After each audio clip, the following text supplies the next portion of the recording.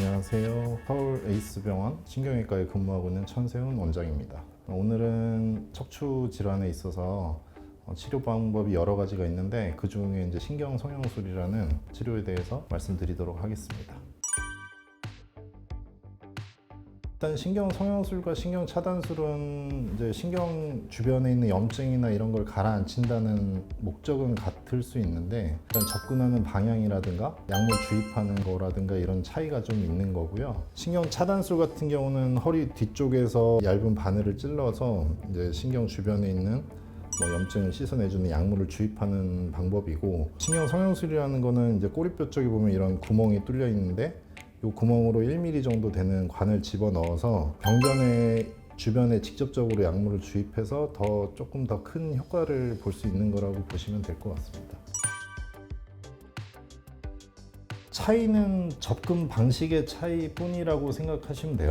그러니까 허리는 아까 말씀드린 꼬리뼈로 관을 집어넣어서 허리 쪽에 있는 병변에다가 약물을 주입하는 방식이라고 보시면 되고, 대신 경추 같은 경우는 엎드린 자세에서 이제 뒤에 신경을 덮고 있는 후궁뼈라는 게 있는데 이 뼈 사이로 관을 집어넣어서 약물 주입을 하고 치료를 하는 거라고 이해하시면 될 것 같습니다. 결론적으로는 치료는 같은 방법이고 접근 방식이 다르다, 이렇게 이해하시면 될 것 같습니다.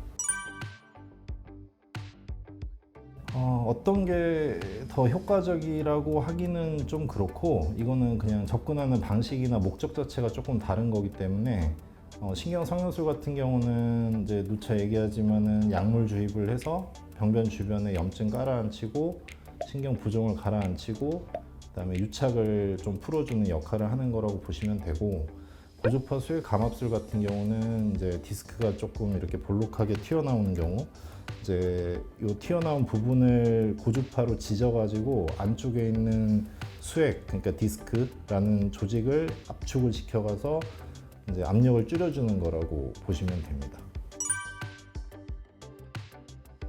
근데 그거는 너무 이유가 많아서, 그러니까 예를 들어 이런 경우가 있을 수 있어요. 협착증이라든가 디스크가 너무 심해서 만약에 증상이 안 좋은 경우에는 처음부터 수술을 해야 하는 경우가 있을 수도 있는데, 그런 경우에 이제 환자분들이 받아들이기에 처음부터 수술하는 거를 거부하거나 이제 꺼려 하시는 경우에는 이제 신경성형술을 먼저 치료를 해봐서 효과를 보는 경우도 있을 수 있기 때문에 이제 그걸 먼저 하게 되는데, 그렇지 않은 경우 시술을 했는데 별로 효과가 없는 경우가 생길 수 있다고 보시면 될 것 같아요.